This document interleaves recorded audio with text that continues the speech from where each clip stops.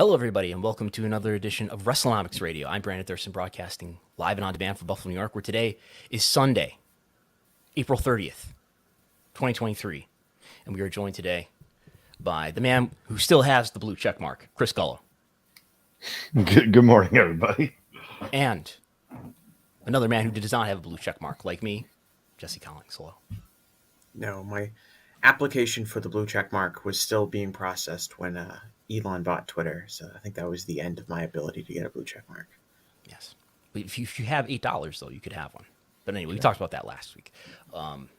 We have some things to discuss. The new lawsuit against WWE from a former writer alleging racial discrimination, wrongful termination. We'll get to that. Comcast had an earnings report. We have an update on Peacock subscribers. We have some quick infographics on U.S. media rights values across the space, as one might say. And we'll look into whether Vince has actually tanked business already. We will examine that. And we have the biggest event of all. It will be last. It's the main event, so you better stay for the whole program here. It is time today for the Wrestlenomics Draft. What does that mean? These two individuals have only recently found out, but more of you will learn in the moments to come today. So we can't start until Cletus, the Fox Sports football robot, is here because he's in my draft room. What is Cletus, this Fox Sports robot? He's the mascot for like Fox football. He's a robot, and during the one of the WWE drafts they've did in the past, when they had like the war rooms from like USA and Fox, yes, like they actually had the robot. Like was in the Fox war room, and he was like really celebrating when they drafted like Tamina Snuka or whoever was being drafted to SmackDown. Okay. If you want to participate with a super chat today, you are encouraged to do so. If you have a question or a comment, any big news from the NFL draft? The Bills took a tight end. Why? Do we already have a good tight end? Isn't there already? Yeah, what's his name? Just another weapon though, but he's inconsistent in catching the ball. He's all around a great player, but they wanted another weapon for Josh Allen. Still didn't really address that number 2 wide receiver spot, but it is what it is. Mm-hmm. And Bill Belichick, the master strategist, what did he do with the draft? Apparently, players didn't want to play for him. I'm not a draft Nick. I honestly don't care at all about like following the draft or having an opinion like I know anything about these players that they draft. I'm told that for their first round pick, they took a cornerback named Christian Gonzalez, and I was told that he fell in the draft, and it was a huge steal that the Patriots were able to get him. He was not happy when he was drafted. He looked very upset. Drafted by them. Yeah, I'm sure that's a real thing. That's true. They took a kicker in the 4th round. They've taken some old linemen and some defensive players. Patriots rarely draft skill position players very highly. So it's usually just a bunch of guys. And I'm not going to pretend to know a lot about, the quality of like Marte Mapu, linebacker from Sacramento State. I'm not going to act like I watched a lot of Sacramento State football this past fall. What conference do they play in Sacramento State? So I know in basketball, I'm pretty sure they play in the Big West. I know they're not a Division I program for football. They're probably like whatever Division I AA is. They drafted. It's not Division II. It's I'd imagine that they play in the. I don't know what it's called now. It used to be called Division I AA, and then I think it was called like the College Football Bowl subdivision. Yeah. It's like a weird cross between Division I and Division II. And if you wanted to watch that on television, what network would you watch that? I would assume Public definitely access? ESPN Plus has a lot of those 1AA games. So I would imagine that the ESPN Plus does a lot of that stuff where they have a lot of like very niche sports contents. So they have like all of the smaller all of the smaller conferences in college that don't have like really big television rights like the Big 12 or the Big 10 or the SEC. Those are almost all on ESPN Plus. And they cover like a lot of sports. Like you could go watch like, women's college volleyball, between Lafayette and Drexel University and it's probably on ESPN Plus. Okay. Well, with that, we will commence three white guys talking about a racism lawsuit. If you want to read Chris Ely's opinion article on Wrestlenomics.com, that is up now, where he's talking about this story as well as just WWE's history with talent who are people of color and how they have been portrayed on the screen, which will be relevant to this case as we summarize it here. So this was filed, I believe, on Monday, and I'm supposed to be checking Pacer. I told myself I'm going to check Pacer, which is a lawsuit filing system, every day. I should be checking it every day, but I missed this. We learned about this on Wednesday after it was probably sitting there for a day or two. But former WWE writer Brittany Abrahams is suing the company, as well as the individual staff that you can see on the screen here. So that is Vince McMahon, Stephanie McMahon, and other members of the writing staff for the creative team: Chris Dunn, Ryan Callahan, Jennifer Pepperman, Christine Lebrano, Mike Heller. She's suing all those individuals as well as the company itself. She alleges discriminatory treatment, harassment, hostile work environment, wrongful termination, unlawful retaliation due to her race, color, and gender. Abrahams, who is black, says she was wrongfully fired, purportedly for taking a commemorative chair at WrestleMania in 2022. She alleges that the reasoning was a pretext, and her termination was actually because of retaliation for pushing back against racist creative ideas. Besides WWE, the complaint is being filed against, I just said that. Have I pasted the entire article in these notes? She describes working with Bianca Belair and her interactions with fellow writers as well. So we'll go to these various anecdotes that are brought up in the filing. She alleges that Chris Dunn intended Bianca Belair to say, quote, don't make me take off my earrings and beat your ass, end quote, which are lines based upon cruel, ugly stereotypes of dark-skinned black women, she alleges. The plaintiff emailed the lead writer of SmackDown, Ryan Callahan, and she wrote to him, I know I'm new and I'm not trying to be disrespectful or step on Dunn's or anyone's toes, but I would be remiss if I didn't mention that Miss Belair's scene includes racial jargon and offensive stereotypes, particularly her go-home line. Abrams asked how to move forward with her complaint, but Ryan Callahan, again, who is the lead writer of SmackDown, still to this day, some of these writers are former writers at this point, but a few of them are still with the company. Callahan never responded to her complaint, according to Abrahams. In conversation with Bianca Belair the following day, Bianca Belair informed the plaintiff, Abrahams, that she told Dunn 3 different times that she didn't want to say that line, but he never listens to me. He puts that line in every week. And WWE kept the discriminatory line in the script, she alleges. Then we move on to Reggie. It was discussed in WWE's writer's Slack before a show that a new wrestler, Reggie, would dress in drag, complete with wig and tights, quote, so he could partner with Carmella, a female wrestler, in a tag match against other female wrestlers, end quote. Abraham's coworker, Andrea Listenberger, who was a writer at the time, responded to the thread, observing that putting a straight black man in drag might perpetuate harmful stereotypes that would offend viewers. WWE eventually scrapped the discriminatory pitch, but only in response to a white Caucasian individual's protected conduct in the form of Listenberger's complaint. Then Apollo Crews was scripted to speak with an exaggerated Nigerian accent, despite Abrahams complaining about it. In or around the spring of 2021, Ryan Callahan pitched that a white Caucasian male wrestler with a hunting gimmick, Shane Thorne, would have that gimmick and would hunt a black male wrestler for fun.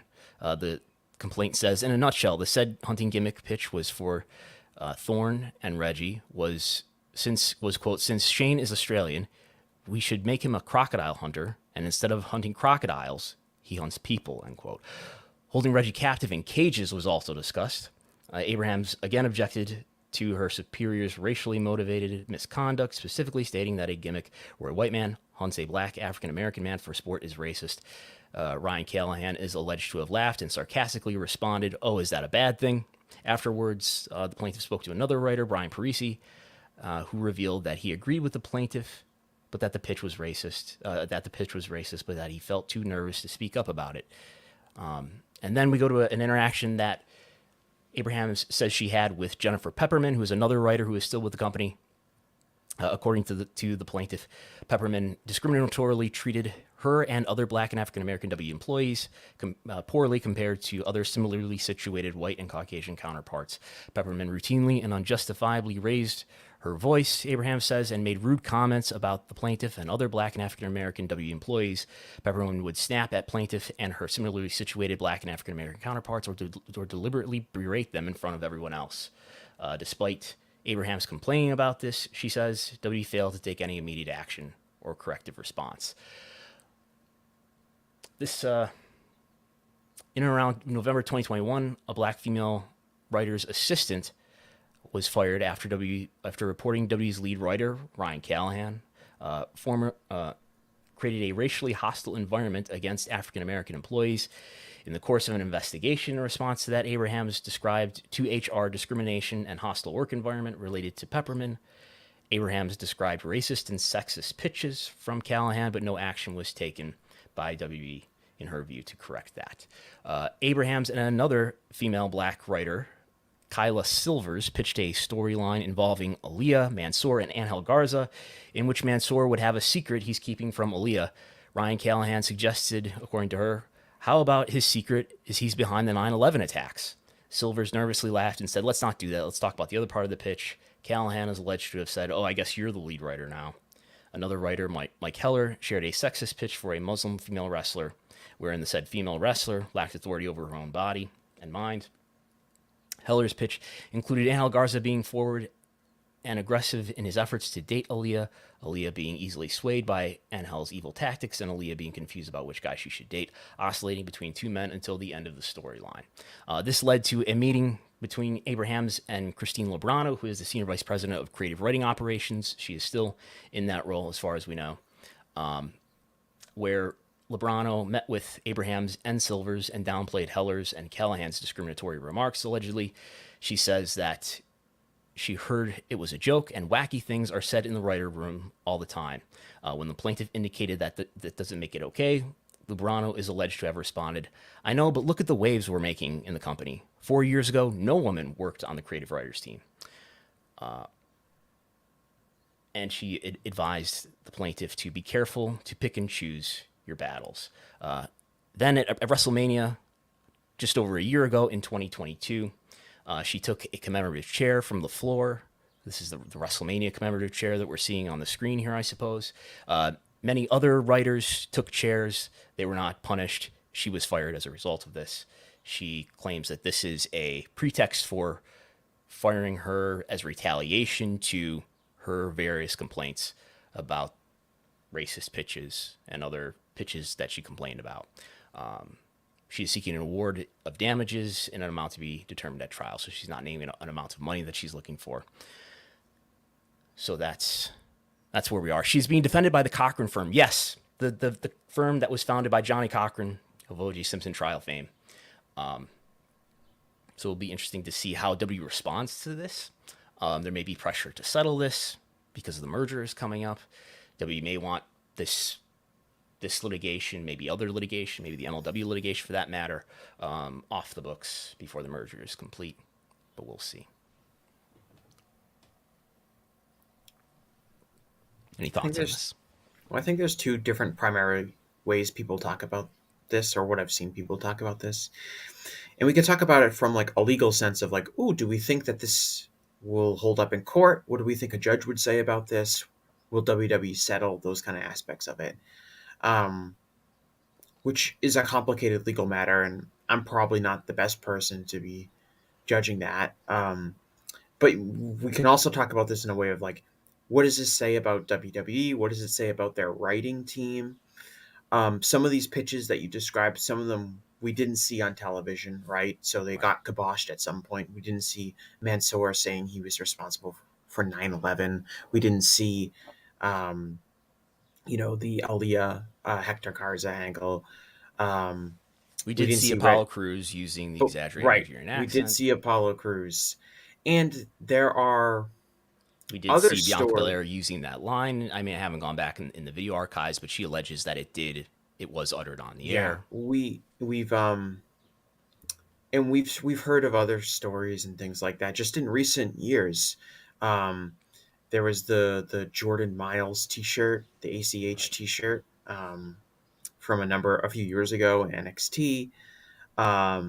There is, I thought, I don't know I can't pronounce his last name, so I apologize. But Kazim Kaz from the Masked Man show on The Ringer, who used to be a writer for WWE, told a story about how, when Leo Rush was originally going to be paired with Bobby Lashley, they were referring to Leo Rush as Bobby Lashley's handler.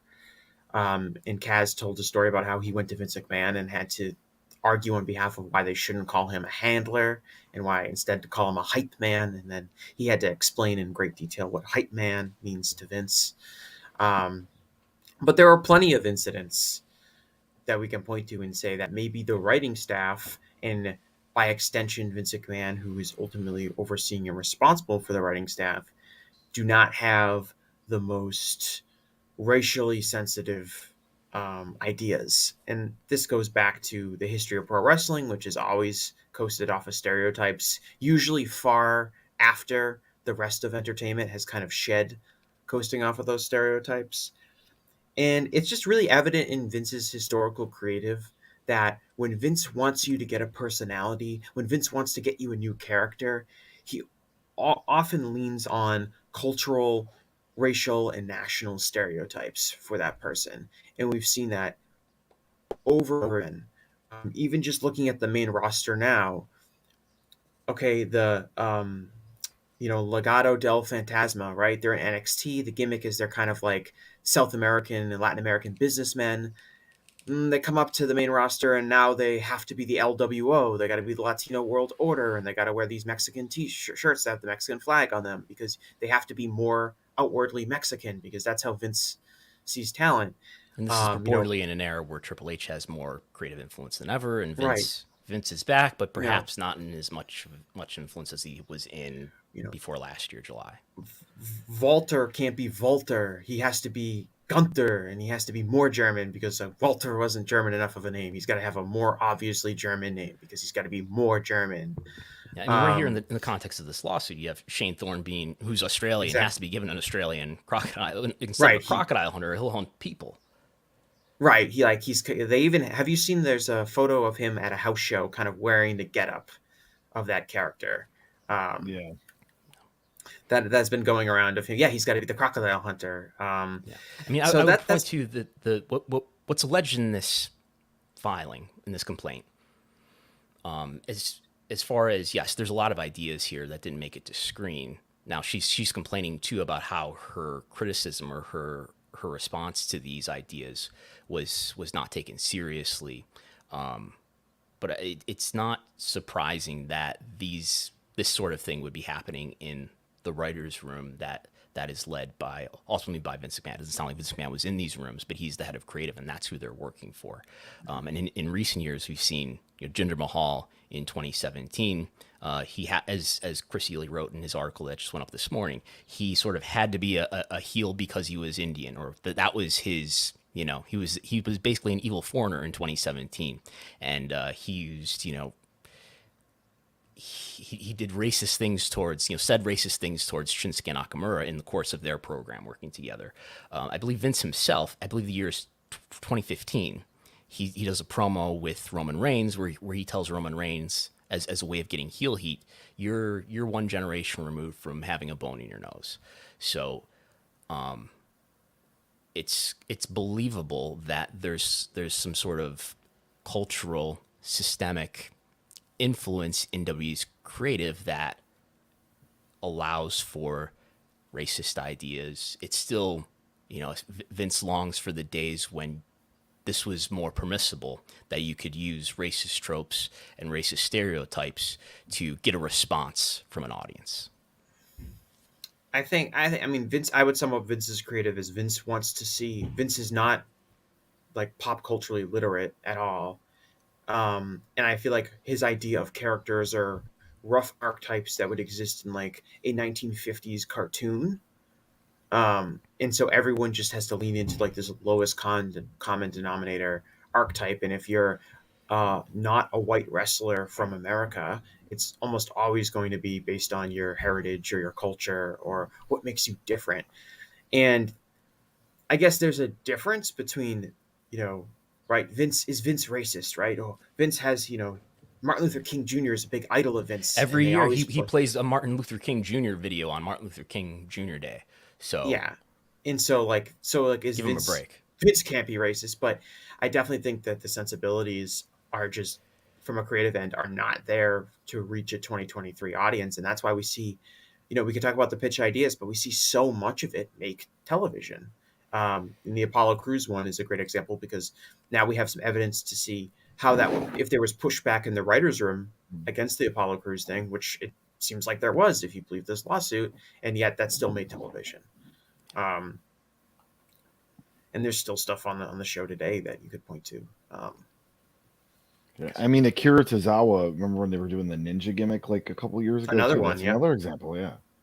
It's just, I mean, even like every British wrestler has to be a king or a snob at some point. Almost every foreign wrestler has to cut the Jinder Mahal promo where they're like, "You Americans, you're so gross and filthy," and it's not good creative. It doesn't really get anyone over, and that's the other aspect of this that I can't help but when I'm reading about like the Angel Garza, Mansoor, Aliyah angle, and I'm like, if this was on television, none of these people would get over doing it. It wouldn't help any of these people actually become like wrestling stars, but this is what they're spending their time on in the writers' room discussing.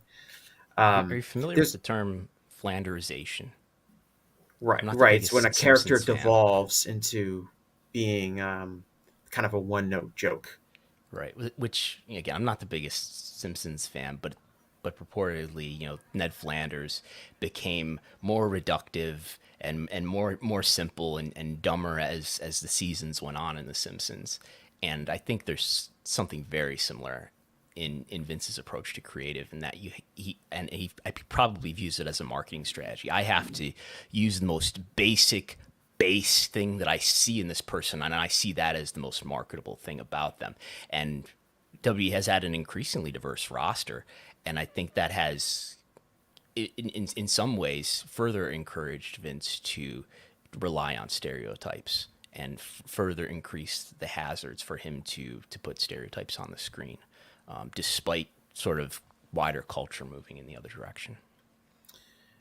And there was this, I thought it was really obvious when they were pushing Drew McIntyre a couple of years ago. And, he won the title at WrestleMania, and it was the pandemic era, and he kind of didn't have a fair chance at it. But there was definitely a point where you could tell where Vince was like, people got to believe in Drew more. He's got to have more of a character. And so what was that character? He had to become more Scottish. He had to paint his face like Braveheart. He had to get a big sword. He had to tell Scottish folk stories in his promos. He just had to become more of this one thing that Vince viewed him as. Yeah, he had to wear a kilt, and it's still going on right now. He couldn't just be like a normal person from Scotland that you would actually believe is a regular person. He had to become this cartoon character based on his national heritage. Apollo Crews is the same thing. Apollo needs a new character. I don't know what he's supposed to be. So, what's that? He's Nigerian American? Well, now we're going to lean into that, and he's going to be carrying a spear, and he's going to be talking in a false Nigerian accent. He's going to have a Nigerian drum match at WrestleMania. It's the same. I mean, there's tons of examples of this with WWE. I mean, the Brawling Brutes. They're supposed to be like Irish hooligans in a bar. Yeah, they just they devolved to the national stereotype. There was something else in that lawsuit that I found kind of interesting, and it was regarding Bianca Belair. I think the plaintiff says that other writers had spoken that they have a hard time writing for Bianca Belair. Like they're not sure. Prior to the writing of the scene, many of the W writers commonly complained that they didn't know what to do with Ms. Belair. Right. They don't really understand her character. They don't understand what to do with her kind of personality. Because one of the big pushbacks of that earrings line was that Bianca said that would make her sound too ghetto. And that's not Bianca Belair's character. Just because she's a black woman doesn't mean she has to talk like that. And it kind of shows, the lack of perspective in the writer's room, that maybe if there's only one black female writer or two black female writers, that not the entire writing staff is maybe not going to know what to do with the black female wrestler outside of very basic stereotypes.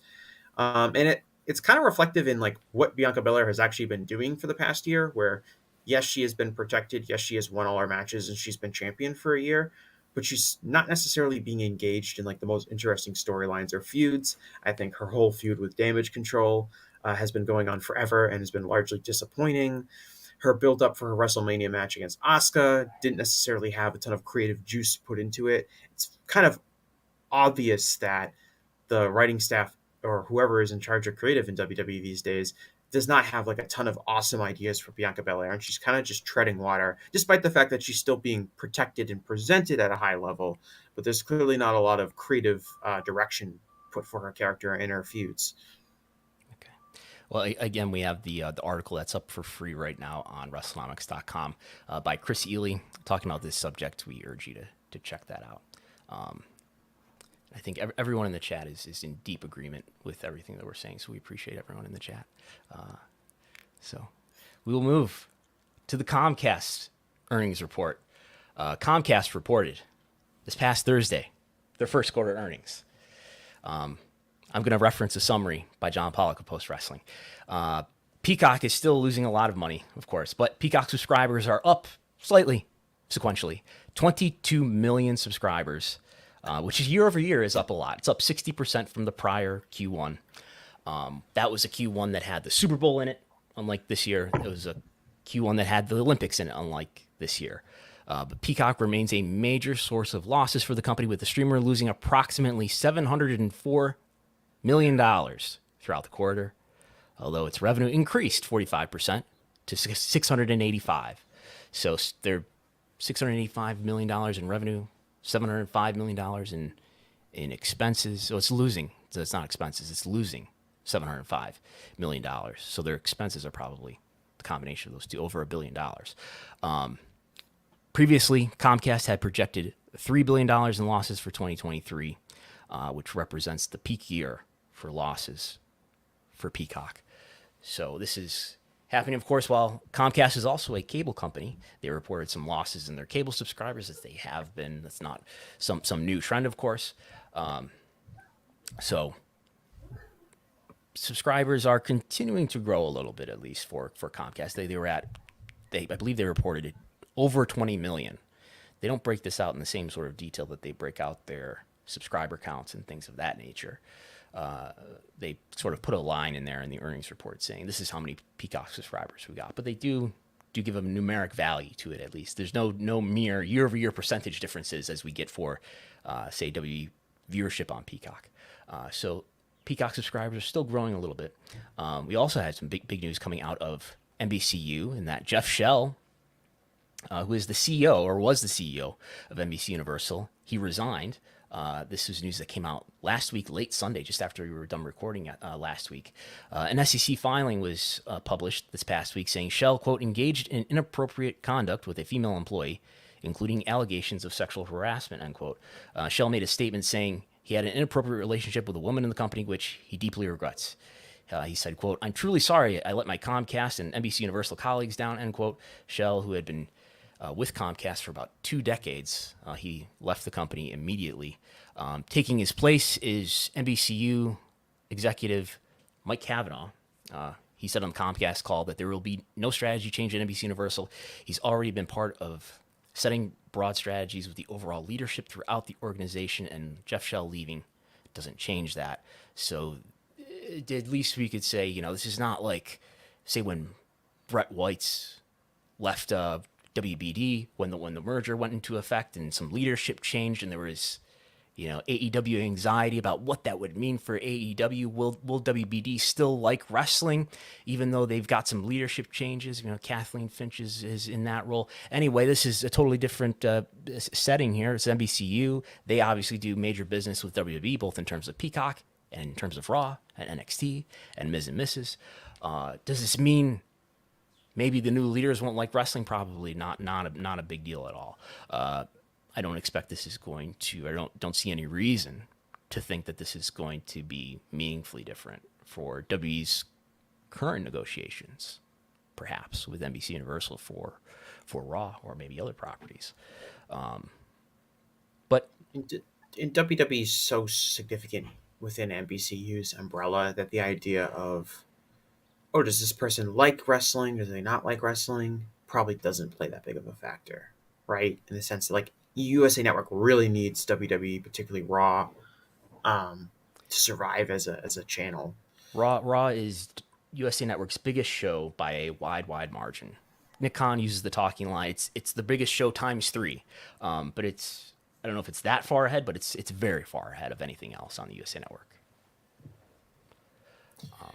And I think that so it's not like there's differences that come into play, right? Like Kevin Riley, who had an executive role with Turner, was obviously a fan of pro wrestling and believed in Tony Khan's idea, and that's how they ended up the original connection.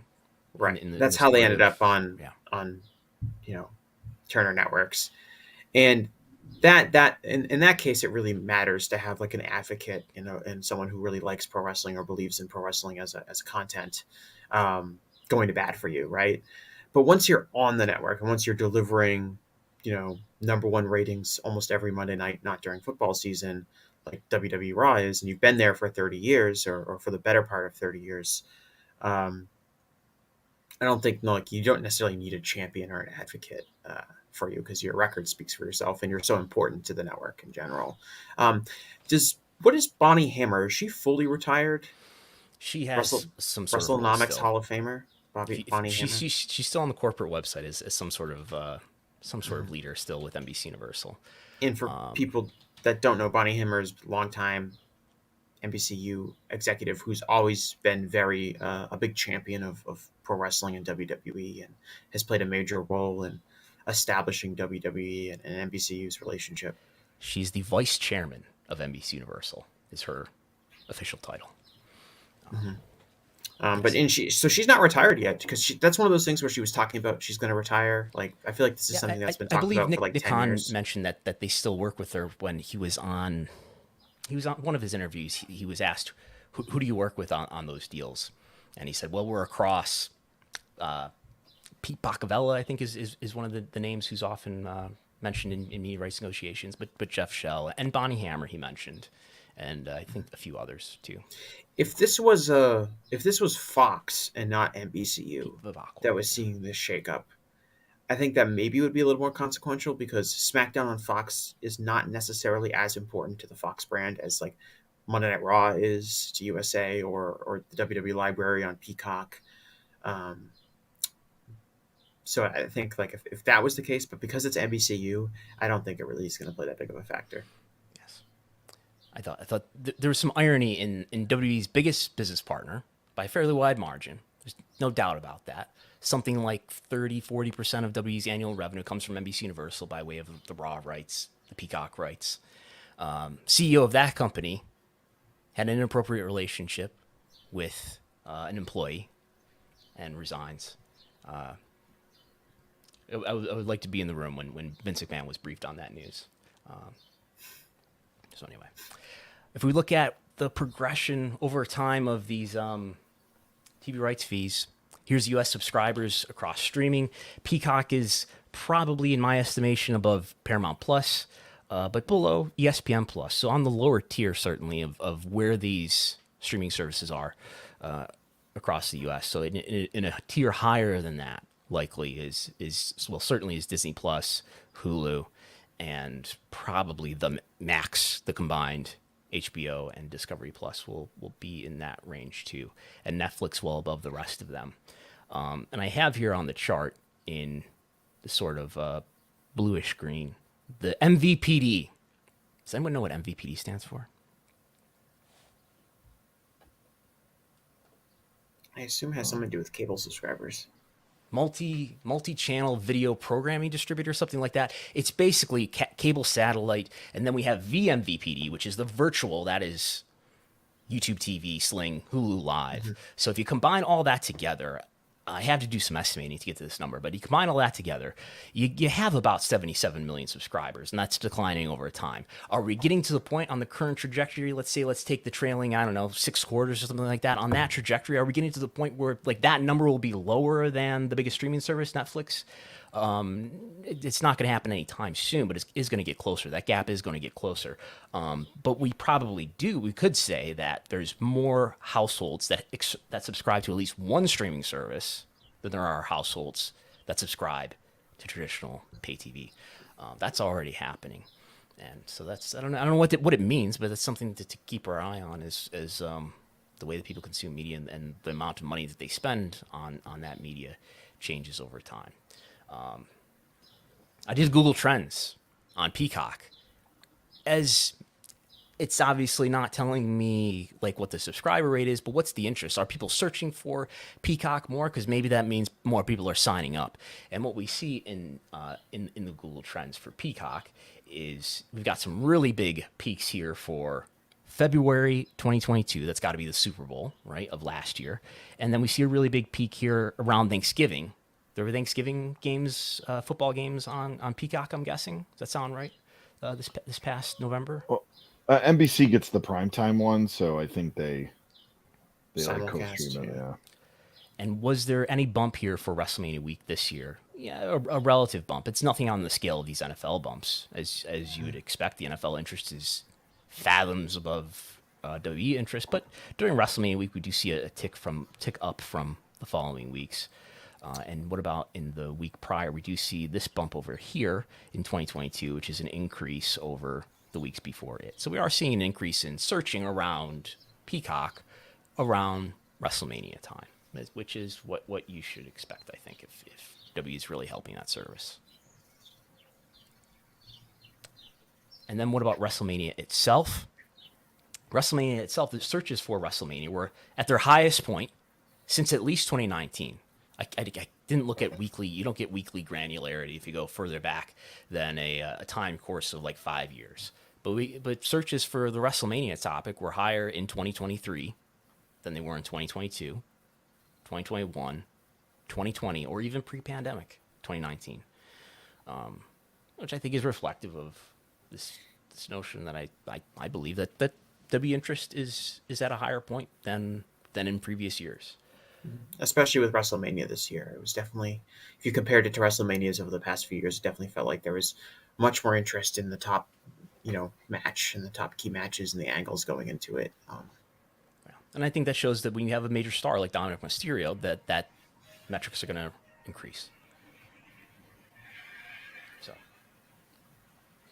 if you have a super chat comment on how big of a draw Dominic Mysterio is, feel free to contend with us here. I had a dream. I was doing a podcast, and it was last night. I had a dream where it was me, Dominic Mysterio, and Filthy Tom Lawler. We're doing a podcast. Wow, that's an interesting podcast. Is that a future episode of the Gentleman's Wrestling Podcast? No, but I think the context of it was I have a episode I'm recording tomorrow, and I forgot to. In the dream, I had forgot to record it with the person I was supposed to record it with because I was too busy talking to Dominic Mysterio and Filthy Tom on their podcast. I don't know if I have dreams about being on a podcast, but I have dreams. This is the first one I think I've ever had where I'm hosting a podcast and I had a dream about it. I've definitely had dreams about spreadsheets, though.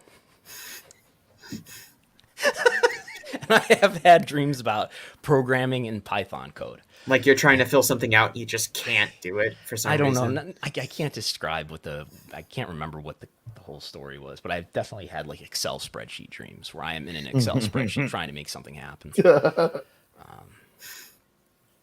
So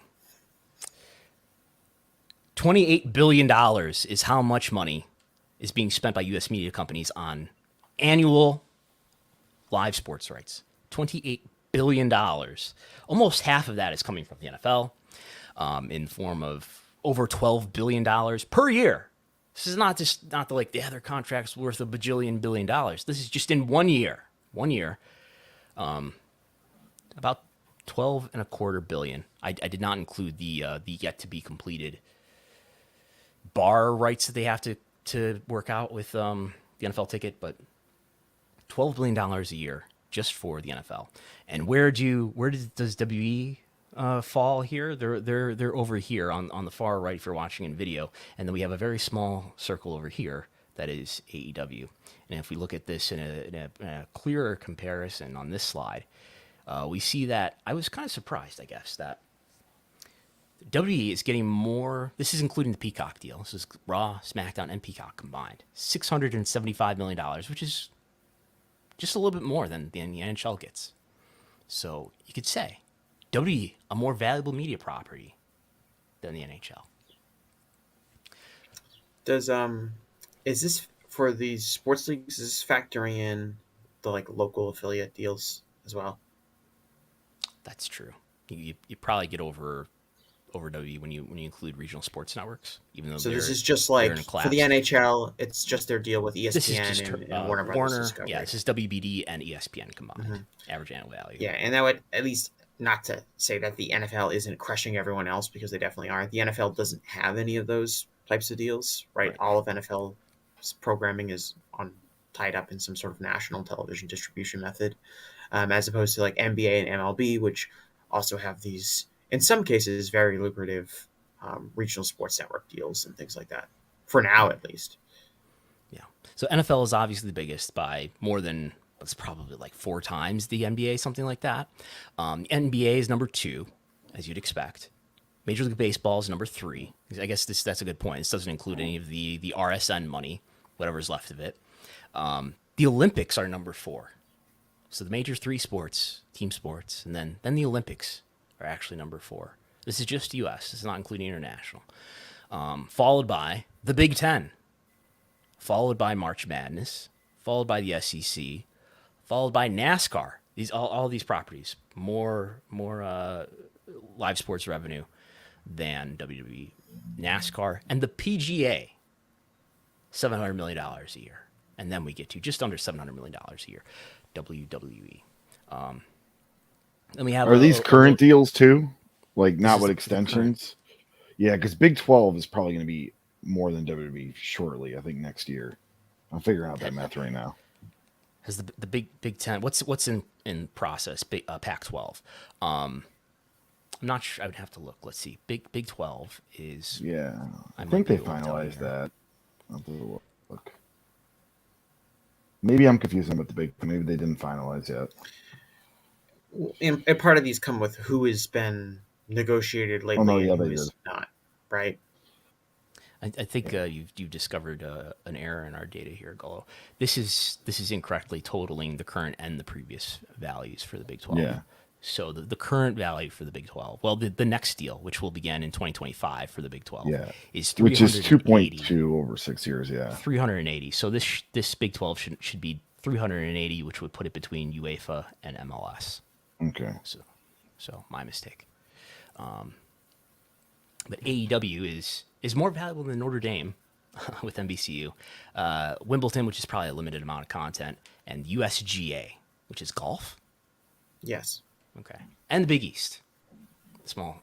I guess Big East is one of the smaller conferences. Yes, and there's no football in the Big East. There's no football So in the Big East. it's really just college basketball. The new Big East, the Big East, the Big East that exists now is like a zombie version of the old Big East, Yeah. and it's comprised of schools that don't play Division I football. Okay. And now, as we all know, Vince is back. Overtly. He was really back, probably pulling the strings maybe before that. But Vince is back and involved in creative. We've heard about some reports that he made changes to Raw ahead of Raw this week, if I'm remembering that right. And has business collapsed already now that Vince is back in control of creative. He's not in the gorilla position apparently, but he's remotely making things happen. And it's not the case yet that ratings are down. Well, yes, ratings are down from the peak of the post Wrestlemania episode, but we can't say that in April. And he's been back basically since April. He was at the WrestleMania, the post Wrestlemania Raw, but in April, TV ratings for both Raw and SmackDown, both total viewership and the demo, were still up. And in fact, they were up more strongly in April than March. Now that includes a post WrestleMania Raw episode and a post WrestleMania SmackDown episode, but so does the year prior, which we're comparing it against in this year-over-year comparison. Raw is up 8%, SmackDown's up 8%. In the demo, Raw's up 20%, SmackDown's up 19%. Even NXT, even that excellent NXT product that everyone broadly enjoys, with the likes of Braun Breaker and Indy Hartwell. Up 14% in April in the demo. Actually down 4% in total viewership, though. Impact's doing well as well of late. Consistently in that Showbuzz Daily top 150. But Dynamite continues to be down double digits in year-over-year comparisons by month. And those numbers look pretty good for Raw and SmackDown. But I've got even better numbers for Raw and SmackDown. If you look at the younger half of the demo, 18 to 34, SmackDown's up 30% in April. In April, not March, not in the great Triple H era where it was up only 12%, 8%, up 30%. Raw is up 29% after being up 23% in March. So if Vince McMahon has come back and ruined this product, it's not apparent in the ratings. Okay, but wait a minute. Ratings. Let's forget about that. What about ticket sales? Tickets are not as hot as they used to be, right?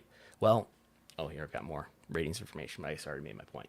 I've got more charts that I'm just going to speed through here. Ticket sales, according to WrestleTix data, Paris, they did a house show. It's higher than last year, same time of the year. Corpus Christi, SmackDown, I guess it's not a good comparison. We have anything to compare it against. Bring up Birmingham, England. It's up from the last time they were in Birmingham. Rosemont, Horizon, W Raw. It's higher than it's been at any time since the pandemic. The pay-per-view that they did there in June is the only thing that comes close. So this Raw that they did on the 24th had a higher attendance, a higher tickets distributed than even the August 2021 post-pandemic pent-up demand Raw that they did at the beginning of the return to touring. Toledo, Ohio house show, no comparison. Fort Wayne, Indiana did better. It's a house show, did better than the last time they were in Fort Wayne about a year prior. Columbus, Ohio, SmackDown. Where's the Cody logo on these? We're erasing Cody. Cody's erased. I don't know. I would have to look up cage matches to see what house shows he's been working. Somebody could pull it up if you want as I go through this. Columbus, Ohio, SmackDown, higher than the last SmackDown that they did in Columbus, Ohio. North Little Rock, Arkansas, Raw, compared to the SmackDown that they did about a year prior, it's up. El Paso, Texas, even house show. Rio Rancho, New Mexico, house show, up. Lincoln, Nebraska, SmackDown, it's up from the Raw. Seattle, Washington, Raw, it's up from the SmackDown. Portland, Oregon, SmackDown, it's up from the Raw. That's almost universally good news. And if you could pop that Rio Rancho market, like that's what they say in the business, right? Like Rio Rancho, like if you do that, then you can do anywhere else. If you can get over in Rio Rancho, you can get over anywhere. Yeah. I think it's clear that, right, if we go back in time in a time machine to like the Tuesday after the Raw after WrestleMania, so 2 days after WrestleMania, and it was very clear that Vince was back making changes. They had Brock Lesnar beat down Cody Rhodes. Despite the fact that Raw did a gigantic rating, people were very concerned that, WWE is going right back in the tank. And a month removed from that, basically, now that we're at the end of April, it's clear that, the trend, viewership is down from the peak right after WrestleMania, but seems to be settling in, at least over the last few weeks. And as you point out, live attendance is still very strong throughout the month of April. So it's clear What do you mean by settling in, though? I don't see ratings being weaker even in these following weeks. Right. Well, I'm saying they do, like Raw does what, a 0.70 for the night after WrestleMania? Was that what they did? I think so, yeah. And it seems like since then, we've had 3 episodes, and it seems like we're sticking around, right? Like somewhere between 0.56, 0.57, with increased here, but yeah. And that is with increased competition as well, because you have the NBA and NHL playoffs kicking off. So Monday night's a little bit more competitive. Yeah. And the point I want to make here was that, okay, we have this big, I'll try to put the red thing on the screen here. Okay, we have this big peak here, as people in video can see, this big pop of the rating for the post WrestleMania episode, which is apparently not as high as the post Rumble. I'm guessing this was, or the that was the Raw nostalgia 30, show or they the did, Raw, yeah. whatever. In any case, What we don't see is like in the blue here last year, that these numbers are higher than they are this year. We still got the green 2023 dots are higher than the blue 2022 dots. Now they're not as high as the 2021 dots, and maybe that can be dismissed by cable attrition and all that. But we don't see. It's not as if, well, yeah, that was a big number for post-Mania, but everything after that, people have tuned out back to normal attrition Vince levels. It's not. It's still up higher than it was last year. Total viewership and the demo, same story in the demo. And what about SmackDown? It's more even, but it's not lower. In the demo, similar story. So I'm not one to say Vince is great at creative. He's not. But we don't see, at least not a month in, we don't see this, Vince sucks, he's terrible at creative, and it's going to kill the fan interest. That hasn't happened yet. I'll tell you if it happens. We'll talk about it all day if it happens, but it hasn't happened yet. Yeah, I'm a big proponent of, I think Cody should have won at WrestleMania. I think Cody should be the champion and he should have the title all the time and that he should be defending it on a regular basis. And I thought that was the better move because I think Cody's their biggest star. But it's clear, at least a month removed from Cody losing, that Cody is still a big draw, that Cody is still helping out attendance, that Cody is still providing viewership boosts. So he hasn't been killed yet. It's possible that continued poor booking does hurt his drawing power, but it's clear that the loss at WrestleMania didn't totally pull the rug underneath him. He's been in the main event of almost every house show since WrestleMania. Right, Cody, whether it's working Finn Balor or Solo Sikoa, yeah. So the WrestleMania loss has killed his drawing power. No, it hasn't. Oh, no. Okay. That's my point is that there was maybe some concern that he really needed to win at WrestleMania, otherwise he'd look like a geek and he'd lose his drawing power. But at least a month removed from that loss, he's still a big difference maker when it comes to the bottom line. He's still their biggest star. I guess the question I have is why? What would you attribute to the increases in viewership from last year and the increases in house show attendance? What would be the things you would attribute to that? Basically. That's a good question. Peacock, Roman Reigns, and Cody Rhodes. First things to come to mind. Okay, so you have... I'm going to ignore the Peacock point for a second, but... So, Cody Rhodes and, the Bloodline, right, are two angles that have really gotten over, and fans are interested in seeing what's going to happen with them. They're tuning in each week. They're maybe going to live shows when they're in town. They're two big things. Credit to Sami Zayn for this. He's a keeper. Well, yeah, I'm lumping Sami Zayn and the Usos and Roman Reigns and Solo Sikoa. They're all in the Bloodline aspect of it. But you have two major storylines that have been basically on every show, because while they have the brand split in theory, in the last few months, these stars have been on both shows, especially the Bloodline, especially the Usos and Sami Zayn. They're pretty much on both Raw and SmackDown every week. I believe Cody's made some appearances on SmackDown.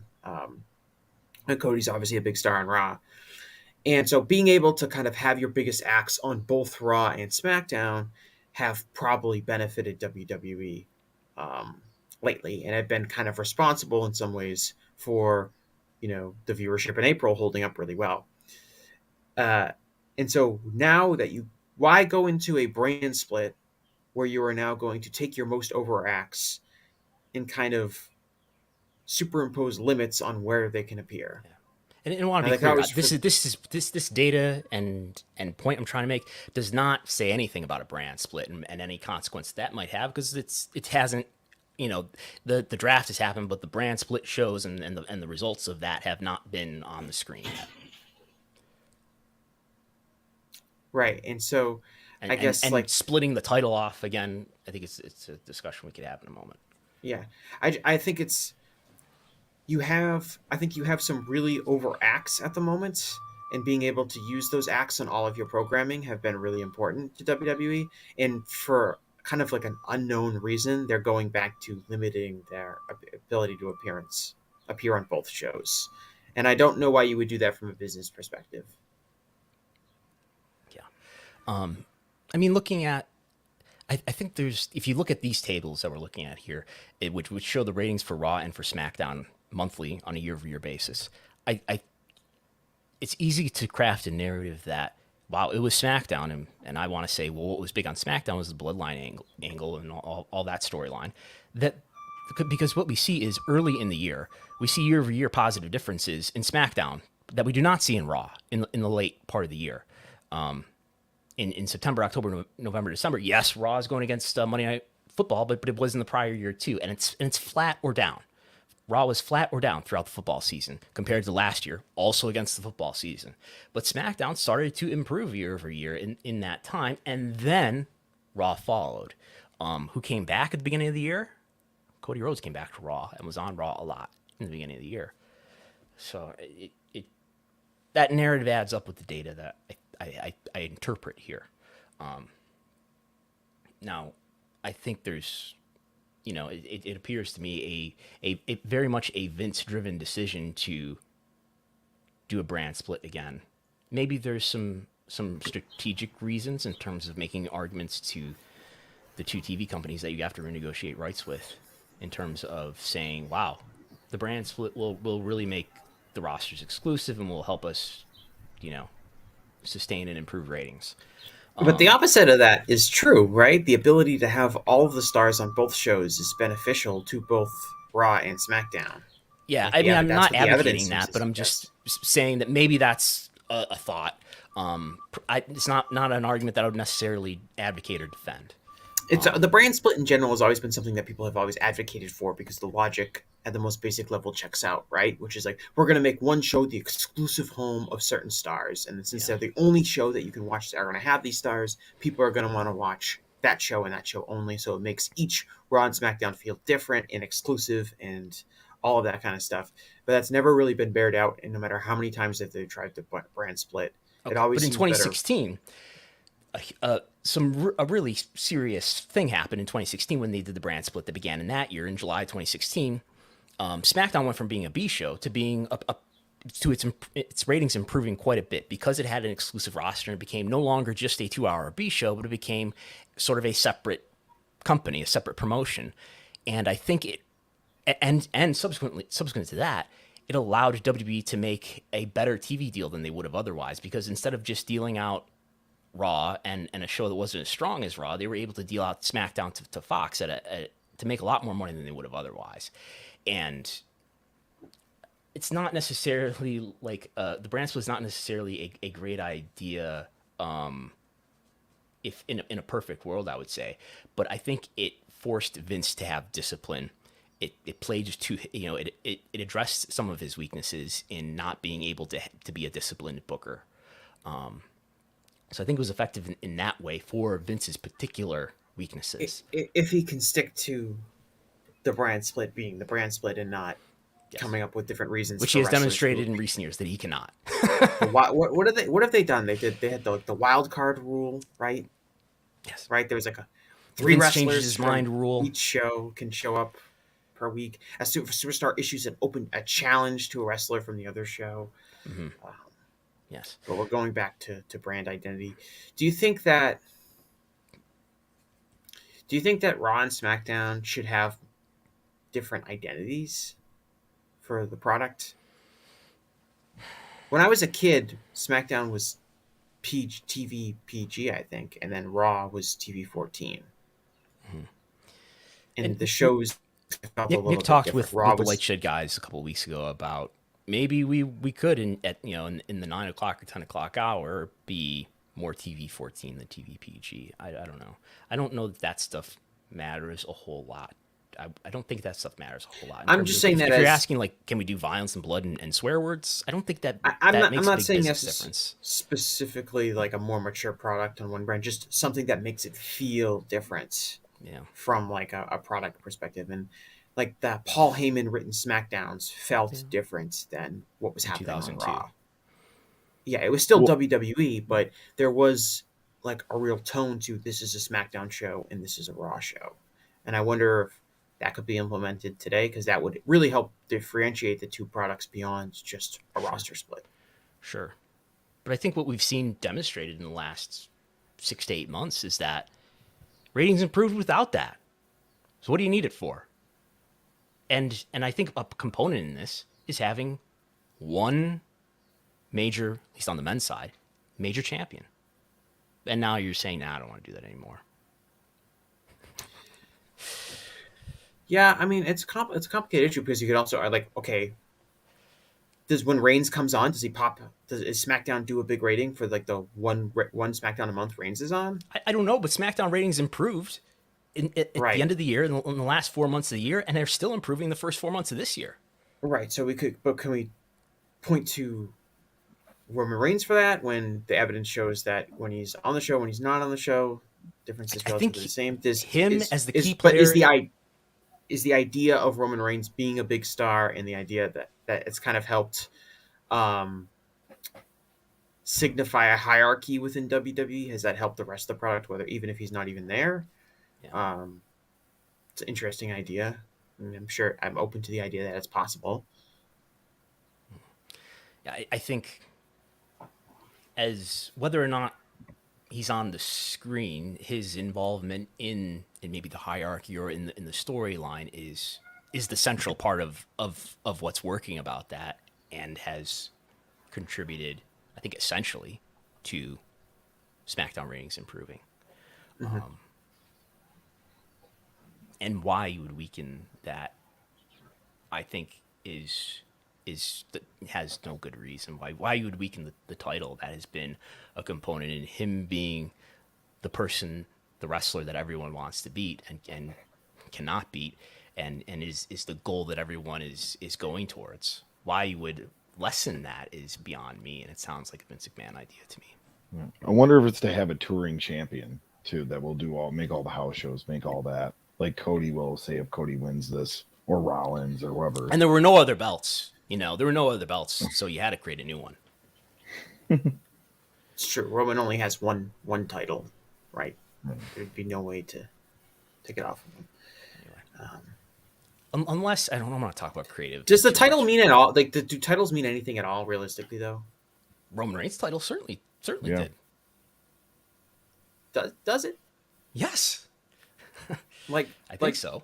I think that has been, if I don't know, as opposed to what, him not having the title. Does defending the title really mean that much to like a rating? What's Raw not having a world champion? Raw not having a world champion? What's the last time that Roman Reigns defended the title on TV? It's got to be last year. Didn't he defend against Riddle? Maybe. Right, and it did a huge rating. Its quarter hour outdid the quarter hour that Vince was on. When at the day that Vince was, whatever, he stepped down on an interim basis. The rare title events. I guess my point is, like, if Raw has been up a lot year over year in 18 to 49, and like you point out, 1834 in April, and April started with the message of being Raw doesn't have a world champion because the guy who was going to be the world champion on Raw lost at WrestleMania. I think in terms of Cody being the champion would be important to establishing his character, and I think signifying that he is a true top guy and he's on the same level as Roman Reigns in terms of WWE hierarchy. But semantic issue of whether or not Cody Rhodes has a pro wrestling championship, is that really that big of a deal relative to like Cody Rhodes just being a big star and having a character that connects with the audience? What's the question? Do we overrate the idea that like Raw needs to have a world champion on it? Yes. And that like the world title is something that just has to exist for something to feel important. The world title did exist, and it doesn't now. Is sort of my view on it, or at least it doesn't exist as potently as it did a couple weeks ago. Yeah, no, I'm not talking about the introduction of a new title. I'm just saying in general, is the world title like as a Now, when you say world title, are you talking about the title that Triple H introduced on Monday? A recognized world championship. Okay. It doesn't necessarily have to be a specific title or not, but the idea that Raw needs a world champion.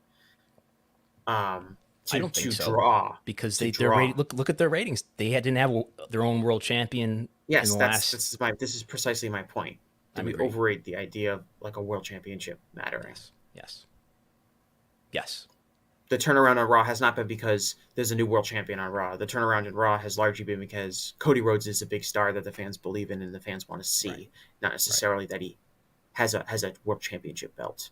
Right. And there at least weren't signs that I could see telling us that his failure to win the title at WrestleMania was a detriment to certain fan interest indicators. Didn't see that, at least not yet. And it seems to me it's not broken, but we want to fix it anyway, which is a signature of one Vince McMahon. So SmackDown rating looks like it was up. We'll see on Monday. Stock is way up still, and LWO is at the top of our merchandise analysis. Appears to have been, for the third week in a row, the most popular category on W Shop. You can get that report as part of the subscription at patreon.com/Wrestlenomics, as well as TV ratings analysis almost every day. And this coming week, it's going to be WWE Q1 earnings, Wednesday morning, 8:30 a.m., a rare early morning WWE earnings call. Probably not with Vince McMahon, but with Nick Khan. And I'll be talking about that with John Pollock on Thursday in the afternoon. The Wrestlenomics Pro Wrestling Industry Report is still a part of the Patreon subscription, as well as it is available on PayHip for just $6. And finally.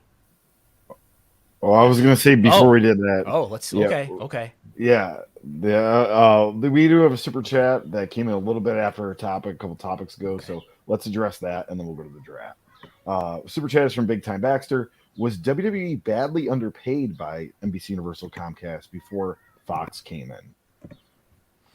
Well, so before Fox, before the 2018 deal, for both Raw and SmackDown was getting about $130 million a year for both Raw and SmackDown. As we know, they're getting $470 million a year now from the combination of NBC and Fox. I mean, badly underpaid is like, I don't know, what's the cost of, what's the appropriate value of some asset? It's what people are willing to pay for it. And when they made their deal in 2014, that $130 million deal with NBCU, that's what NBC was willing to pay for it. And W apparently didn't get an offer in the alternative that was good enough to leave. But however, in 2014, part of what contributed, I believe, to a weaker deal than they would have gotten otherwise was the fact that they did the W Network at that time. Vince McMahon said as much in earnings calls that launching the network seems to have made NBCU hesitant, and I think there is some concern that maybe the launch of the network would put content out there that would take away from W ratings, maybe.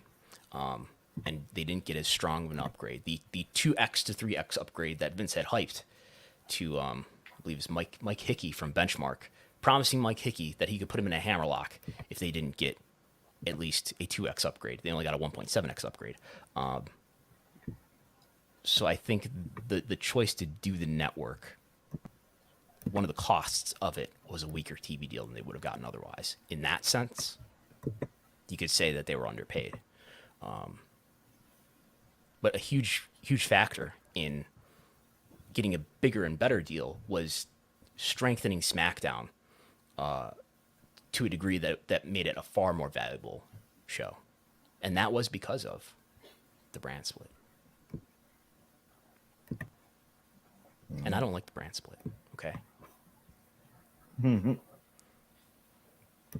All right, I think we're ready. That was the only super chat we got, So now, you're ready. From our respective war rooms, to begin, the Wrestlenomics Draft, where we will, the three of us from our war rooms, we will select 5 wrestlers, 5 apiece. And what should we do here? We haven't fully laid out these parameters, but should we check back on this in 6 months, in a year, at the end of the year? and calculate. This is how we're going to have to calculate it. I think is calculate of our 5 wrestlers on a daily basis. What was the average ELO? That's the chess scoring system. What was the average ELO of our 5 wrestlers? 6 months. Can we let's why don't we just do the end of the year? The end of the year. Okay. Because that's a nice time frame. It can help me evaluate what I'm going to be drafting on. Fair enough. Okay. And so this is going to be based on ELO score. This is the ELO top 500, top 100. You've heard of the PWI top 500. This is the ELO top 100. And as of the other day, number 1 is Jade Cargill. With her, basically, if you've got over a 1,500, you're doing really well. Because I think I have a distribution chart here that tells you sort of where out of this is 5,000 wrestlers that are represented here. And if you're doing over 1,500, you're in the top 400 or so out of 5,000. To give you an idea of what's a good ELO score and what's a bad ELO score. Who has the lowest ELO score is Stalker Ichikawa, of course. But I think he's due. He's due for some wins. So I might consider. He's won some matches in his life. So there's the rules. Hope you had a chance to read them over. Now, basically, Are we starting? Is everyone going to start with what their ELO is now, and then we're going to add that to the end of the year, or we're not going from starting today? Everyone's ELO is the same score, and it's going to go out based on how many wins they have. I want to do. Yeah, no, we're going to do because then, okay, we're going to do starting today. So if this was a 1-day contest, you just want to pick all the top names, and whoever happened to get the most names with the best score would be the winner. So starting tomorrow, you'll get day 1, your 5 wrestlers get calculated into your daily average. And that will continue every day through the end of the year. Now, inactivity does come into play here. If one of your wrestlers doesn't have a match for 90 days, I'm looking at you, Roman Reigns, then you stop being included. Now, it doesn't count as a 0, but it just stops being included into your average. Does this make sense? Mm-hmm. Somebody becomes injured. Somebody's Brock Lesnar. Your score is only going to count for 90 days since your last match. CM Punk. CM Punk's not on here because he's been inactive that long. I don't know what his score would be if not, but and when you've been inactive for 90 days, your score starts to degrade. It's all in the fine print here. So with that in mind, what else have I got here? This is how the men rank. Jon Moxley's number 1 among men, followed by Okada, followed by Josh Alexander. But you don't go off the list as soon as you're injured. You have to be inactive for 90 days. So even if you get injured, you're still good for 90 days because I can't, based on cage match results, tell if you're injured. You know. Right, but Josh Alexander, I don't think is going to be right for within the time frame to stay on the list. Right, and when you're making your picks, you got to keep that in mind, I suppose. So he will. I guess his last my match is on question March is, 13th. would it?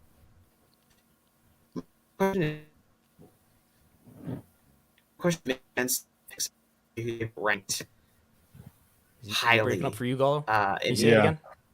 Say it again, Jesse. My question is, does it make sense to draft someone who's maybe not ranked that highly in ELO at the moment who can climb up this list because maybe we think they're going to get a big push soon? Right, exactly. I think so. Whoever you think is going to have a lot of wins over people who have good ELO scores, that's who you should pick. Okay. Now, who's ranked highly might be an indicator of that, but only Vince and Tony know. And maybe Paul. And others. This is not limited to WNAEW, but WNAEW's and it's just a lot of New Japan here too. Those wrestlers tend to be the highest. This is a total universal cage match database here, and it does turn out that the way that this is calculated, no house shows are included in this, but the way that this is calculated, we do end up with a lot of WNAEW wrestlers in the top ranks here. I think it probably tells you something about WWE's booking in that Roman Reigns is number 4, and there's no other men in the top 10 from WWE. I think it maybe just tells you something about the parity of W's booking. And this is factoring things like house shows where heels pretty much lose all the time. No on house shows. Unless they're really... No house shows are calculated here. Okay. House shows before 1985 only. So no house shows where faces would just predictably win most of the matches. Mm-hmm. Okay. So I did have I do have this to play. This is how the top 20 has changed over time over the last 365 days for people watching in video. Thunder Rosa was at one point number 1. Back in last summer or so when she was the AEW Women's Champion. Okada climbing up and down the ranks. Josh Alexander often doing well. Wardlow was in the top 10 for a while. Roman Reigns struggling to stay in the top 10. Someone named Mentalo, who I think is like a Canadian indie wrestler, doing very well. He's not doing a lot of jobs on the Canadian indies. I guess not. Will Ospreay getting in there a bit, but then falling back down. Kento Miyahara, Minoru Suzuki, Hikaru Ishida. Okada had some moments being number 1 overall as we slow down towards the present here. Athena's doing really well right now, and she's the number 2 woman on the chart. And there we are, we're in the present. So that's where we're at with that. I hope my video held up there. So I will. We'll do. I'll pick last. And do we want to do? You suggested go snake. Snake drafting? style, yeah. Snake style. Does that involve Jake Roberts? No. What does that mean? So that means like if you have the last pick, you'll get the pick twice, and then it will go like reverse order. Mm-hmm. So like 1, 2, 3, and then that third also picks the fourth pick, and so on. Okay. Do you want to pick first, Gullo? Sure. I've been kind of looking at this, analyzing this. Let's go with Jade Cargill. She's still holding strong with that title. So she's not. I mean, even if she loses, it's not like she will drop tremendously. But she's got the undefeated streak. I think that's a pretty good pick. So now you're the official draft regulator here, Gullo. Now we go to Jesse. Yes. Who gets 1 pick? Yes, he gets 1 pick. Yeah. Okay. Brandon, you don't play fantasy sports ever? I played fantasy football years ago. I had a fantasy football team. I love the Jade Cargill pick. That's who I was going to pick. But I will pick. Kuiper thinking about that. Yeah, we're going to go live to Todd McShay. He's actually been talking to me about it. I'm going to go with Athena. Okay. That's a pretty good pick. Who is like number 5 right now. And I don't see her push stopping. I think she's a dominant champion. She's going to be presented as such on television each week. Yeah. So do I get 2 now? Yes. Yes. Okay. I will take Jon Moxley. He just lost to Adam Page on the pay-per-view, right? Or did Adam Page win that match? No, Moxley Adam Page won. Okay. And I will take Camille is ranked pretty highly here. Josh Alexander's probably going to fall off. Athena's already taken. I guess I will take Roman Reigns because Roman Reigns is not losing for like a year, right? At least. Okay. Now, second round. Now, does Jesse get 2 picks in this round? No. You just got 2 because you were the last. So like when I go, I'm only gonna ever have 1 pick, and then Gullo is gonna have 2 picks. Then it'll be my pick first. Again. Gullo is going to pick the last pick in round 2 is going to be. You both Gullo's, totally understand what's going on. I just round. Okay, great. Okay, so Gullo picks. Well, no, Jesse picks. Jesse picks. Okay. Yes. Are you doing a bit? No.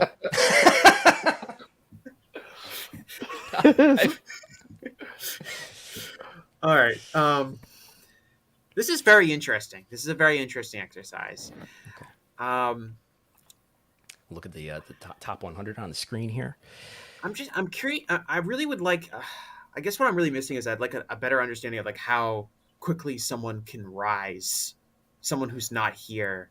Right. Well, that's what I tried to illustrate in this this bar race. Yeah. Was like how does the movement happen? I have a question. If somebody wins, say, a triple threat or a four-way, do they get a higher ELO score because they beat multiple people? Let's consult the rules here. Because that is addressed somewhere here in the rules. What kinds of matches are analyzed? 3 ways. Only singles matches are considered, but that includes one-on-one, but also multi-opponent matches. Battle royals will also count. No tag matches are counted in any form. I probably should have told you that earlier.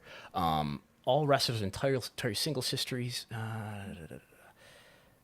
So here's the answer to your question. A winner of the match with multiple opponents, for example, a 3-way, 4-way battle royal, is rewarded as if they beat a wrestler with an ELO rating that is the average of the other participants.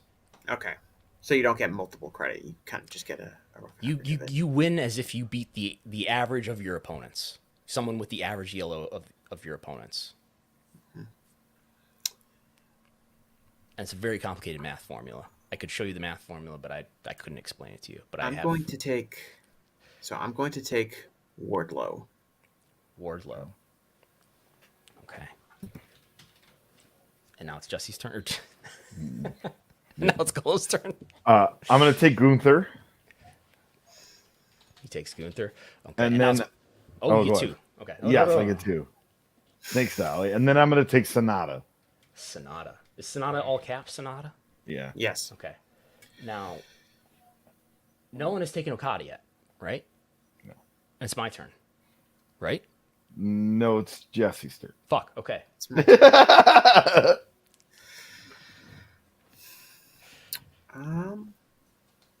I'm gonna take Camille. Okay. Is it Camille or is it Camille? How do you say it? Camille. I'm not sure. I'll have to consult with Joe Lanza because he's the only person still watching NWA. Okay. Along with all the Fox News viewers who are crossover from Gutfeld. Is it my pick now? Yes. Now you have to get 2 picks. I get 2 picks again? Yes. All right. Well, I'm taking Okada. And geez, who's left here? Ospreay's hurt. Is Ospreay hurt? No, he's cleared, right? He recently just came back, I believe. Yeah.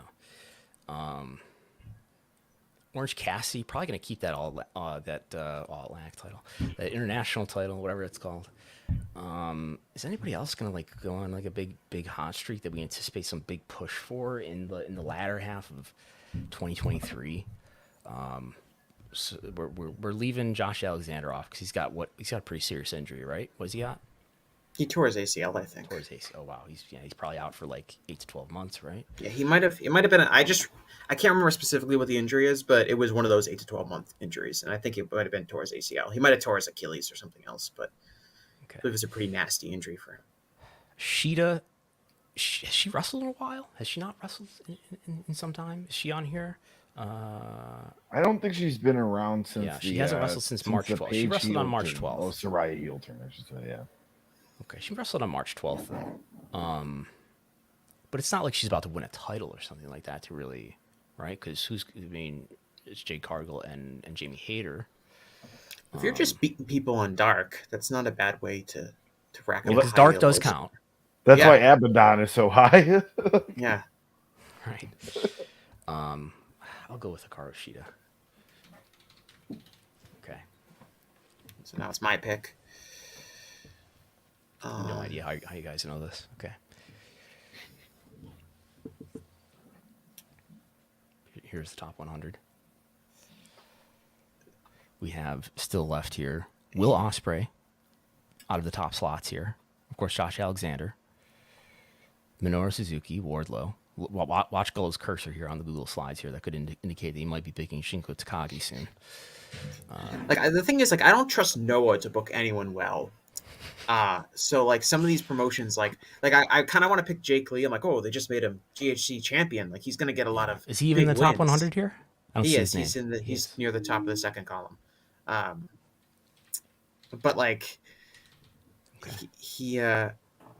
Noah's a really poorly booked company, and even though they just made him champion, he might not be Oh, protected. that well. Kiyomiya is up here in the top in the first column.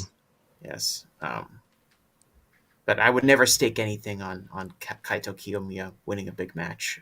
So I'm gonna go with Bianca Belair.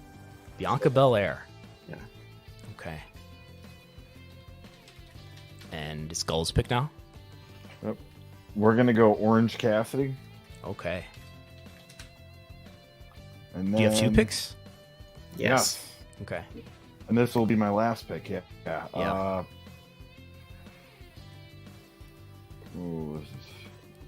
Let's go Hook. No one's really stopped Hook yet. Yeah, where is he on here? Where is Hook? He's towards the bottom of the first column. Okay. Yeah, there he is. Okay. So Hook. And now who picks? It's my Yes. turn.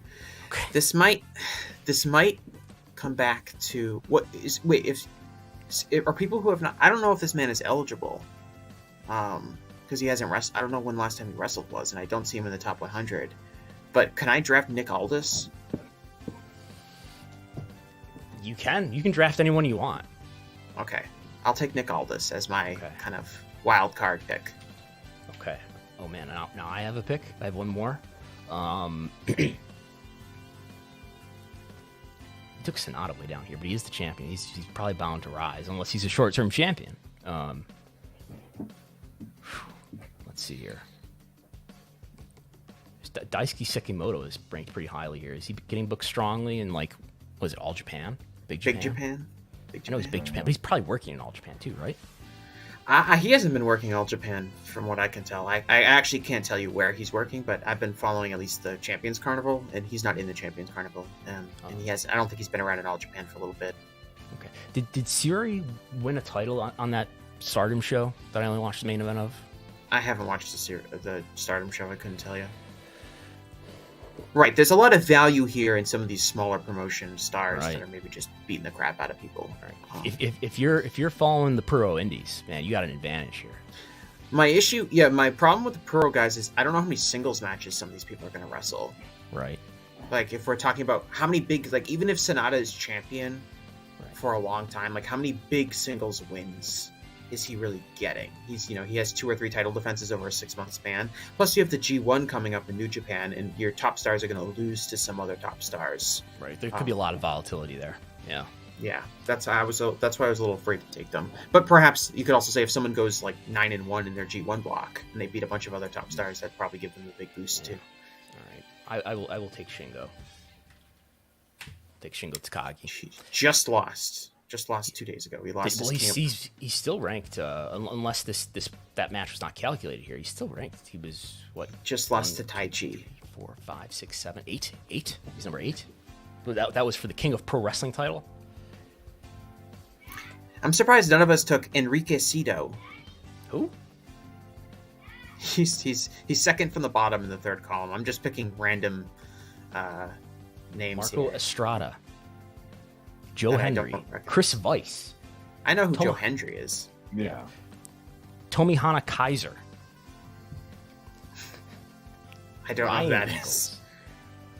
It's a very interesting. I almost wish we had more than 5 rounds because this is I think this is very interesting. Okay. I think this would be popular on other podcast formats. I think people would be into this because I think it's a very interesting thought process of who do you want to get drafted, and to me at least, it seems like the people who are going to be in AEW are good picks because of AEW Dark, and just they're going to get singles matches and they're going to wrestle people. A lot of the certain people will not wrestle on Dark. Like the big names will. I mean, Jon Moxley probably not going to wrestle on Dark if he does this very few times, right? Right, but like a guy like Wardlow, like I could just see like Wardlow's going to win a lot of short television matches in the next few months. Right, just won the title. Probably not going to be a short title reign. Yeah, I mean, maybe it is again, but it probably shouldn't be. And so like those people like Camille, and like I took women, like I took Camille, Athena, Bianca Belair. Especially like Athena, I think is like a really strong pick. That's why I picked her first, just because I see she's getting a big push in Ring of Honor. She's going to be wrestling like on like every week on Ring of Honor, but frequently on television, and she's going to be protected and she's going to beat people. And that's kind of the person I'm looking for. Points here. I think Moxley's going to lose probably some more matches. I mean, I think he's wrestling Kenny Omega on May 10th. That's right. That's right. I think he's probably going to lose that match. Maybe he wins it. That kind of shied me away from him. And that's why Jade is the best pick, right? Because Jade is going to. She's not going to lose until maybe Statlander comes back. Yeah, and maybe Chris Statlander is coming back very soon, but who knows? And at that point, she's probably not going to lose a bunch more matches, right? Right. Even if she lost to Chris Statlander, she wouldn't lose her next 20 matches or anything like that. Okay. I guess what we'll have to do is like create some sort of dashboard. Maybe we'll put it on the website or something, and that will like automatically calculate each person. That will show each person's CLO and then give our daily average or something like that. It'll be a if this gets over well, maybe we'll expand this project into something more if people enjoy this. So that's it. I think that's all I've got. I like this theme music you put on. Yes, this is our royalty-free sports show music. So, any plugs before we sign off? No, I mean, Gentleman's Wrestling Podcast. I'm going to have a new episode coming up later this week. You can find that on any of your podcasting app devices or services. It's a Gentleman's Wrestling Podcast.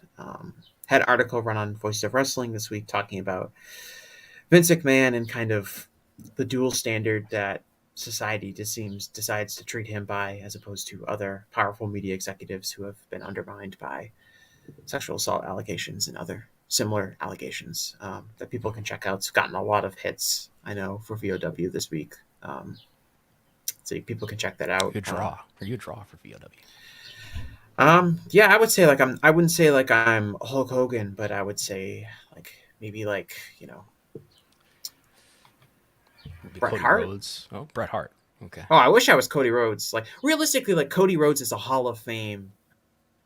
His Hall of Fame case this year is very interesting as far as just when was he the on the last ballot? time Is he officially on the ballot? He has been on the ballot before. Cody Rhodes has been on the ballot before? I'm pretty sure. And then he fell over off. 35, yeah. Yeah, and then he fell off. He was on 2 years ago. And then he fell off. But I would say that he has built a very strong case for himself. If you just look at the difference in drawing power, we haven't seen an American wrestler do that in quite a long period of time. Yes. MJ from NJ is pointing out the no Punk. No Punk. We could have. He was screaming about Punk for a while. Eh? No one picked CM Punk. We could have. We'd hear him if he could string more than two words together. Yes, so Punk could have been picked, but we did not pick him. He did rank quite highly when he was on the chart, but he's been inactive. So his score has been degrading in his active time. I would think it's still pretty high though. It'll be very interesting to see how frequently he wrestles when he comes back. Is he going to wrestle every week on that Saturday show, or is he going to wrestle every other week, or is he going to be like MJF where he's only going to work a few big matches, but it'll be a presence on the shows? Health wise, is it wise to have him wrestle every other week or such on Collision, if that's the show that he's going to be on? I think his utilization from that aspect is very interesting to follow. Okay.